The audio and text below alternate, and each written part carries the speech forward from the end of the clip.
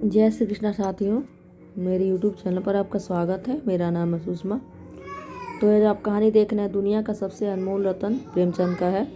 यह लगा हुआ है असिस्टेंट प्रोफेसर उत्तर प्रदेश का।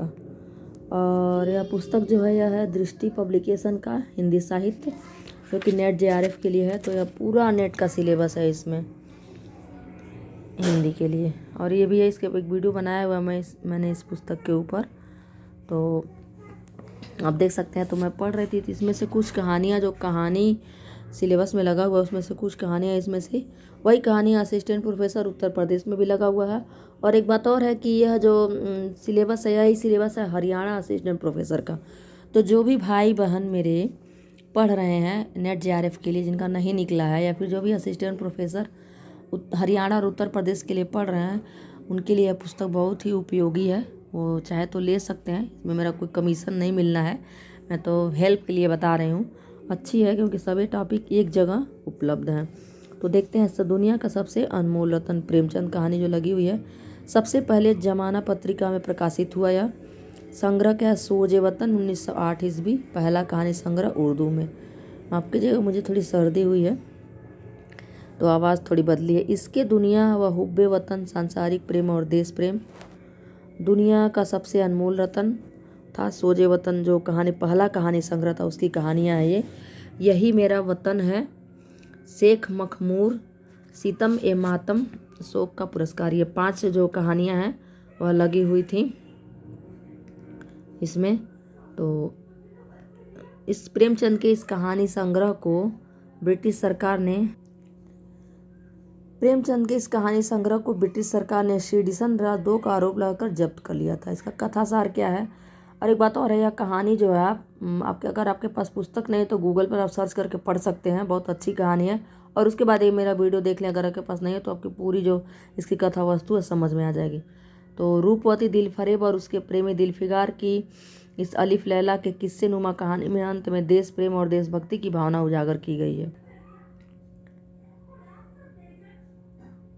प्रेम के आदर्श स्वरूप और पवित्रता का चित्रण है। 3 अनमोल रत्न है, पवित्र आंसू, सती की चिता का राख, देश की सेवा में कुर्बान सिपाही के खून का आखिरी कतरा। मीनोसवाद शहर इटली का चित्रण है इसमें।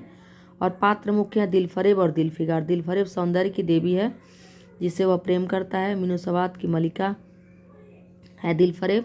दिलफिगार को दुनिया का सबसे अनमोल रत्न लाने को कहती है। अंत में दिलफिगार द्वारा अनमोल रत्न लाने पर कहती है, आज से तू मेरा मालिक है और मैं तेरी लौंडी। दिलफिगार जो है दिलफरेब का सच्चा प्रेमी है और दुनिया का सबसे अनमोल रत्न ढूंढ कर लाता है। गौड़ पात्र है काला चोर, बुजुर्ग, सिपाही, युवती, युवती का मृत पति। काला चोर सैकड़ों आदमियों का कातिल, जिसे फांसी दी जाने से पूर्व उसकी अंतिम इच्छा के रूप में एक बालक से मिलने दिया जाता है। पहले अनमोल रत्न के रूप में इसी का आंसू दिलफिगार लाता है। बुजुर्ग हरा अमामा बांधे एक बुजुर्ग एक हाथ में तस्बीह और दूसरे हाथ में लाठी दिलफिगार को पूरब की ओर हिंदुस्तान भेजता है। सिपाही हिंदुस्तान का सच्चा राजपूत सिपाही जो अपने देश के लिए बहादुरी से जान देता है। दिलफिगार दुनिया का सबसे अनमोल रत्न उस सिपाही के आखिरी रक्त का कतरा लाता है। युवती है, युवती का मृत पति है। और अब इसमें से प्रमुख लाइनें क्या है। जब सौंदर्य की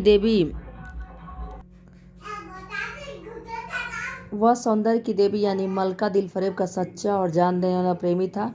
उन प्रेमियों ने जो इत्र फुलेल में बसकर और शानदार कपड़ों में सजकर आशिक के वेश में मासूमियत का दम भरते हैं, बल्कि उन सीधे साधे भोले वाले फिदाइयों में जो जंगल और पहाड़ों से सर टकराते हैं और फरियाद मचाते फिरते हैं।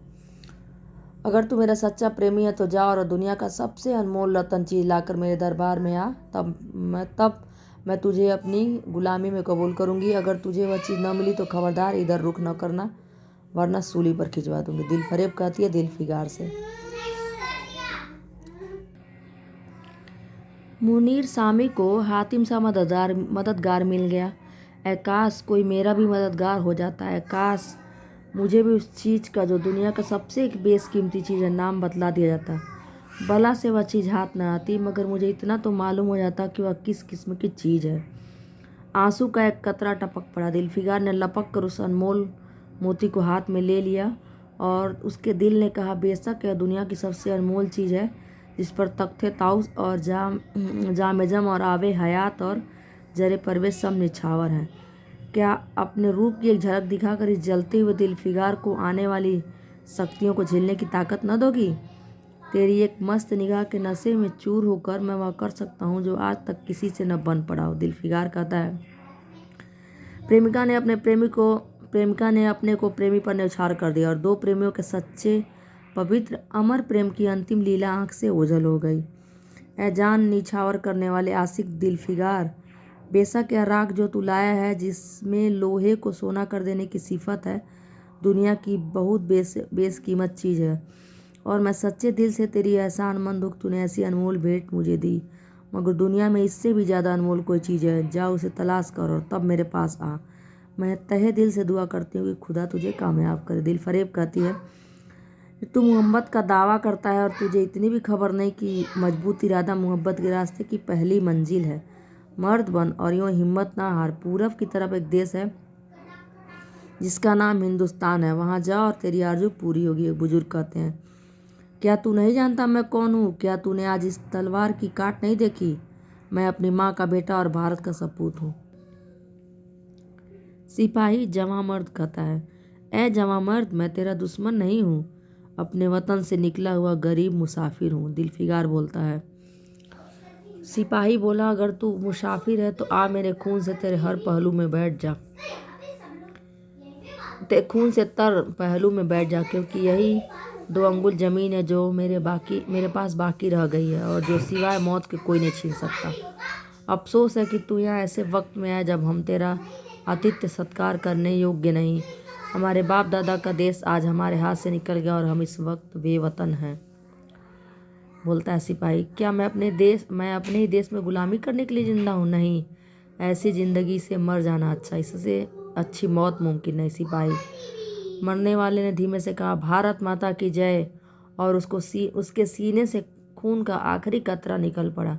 एक सच्चे देश प्रेमी और देशभक्त ने देशभक्ति का हक अदा कर दिया। सिपाही के संदर्भ में कहा जा रहा है, बेशक दुनिया में खून के इस कतरे से ज़्यादा अनमोल चीज़ कोई नहीं हो सकती। दिलफरेब खड़ी हो गई और हाथ जोड़कर दिलफिगार से बोली, ए जानसार आशिक दिलफिगार, मेरी दुआएं बर आईं और खुदा ने मेरी सुन ली और तुझे कामयाब व सुरखरू किया। आज से तू मेरा मालिक है, मैं तेरी लौंडी। खून का वह आखिरी कतरा जो वतन की हिफाजत में गिरे, वह दुनिया की सबसे अनमोल चीज़ है, सबसे अनमोल रत्न है। तो यह कहानी थी उत्तर प्रदेश के असिस्टेंट प्रोफेसर में लगी हुई दुनिया का सबसे अनमोल रत्न। अगले वीडियो में मैं बताती हूँ कानों में कंगना, जो कि वो भी लगी हुई है, असिस्टेंट प्रोफेसर में भी है और NET JRF के लिए भी है। धन्यवाद।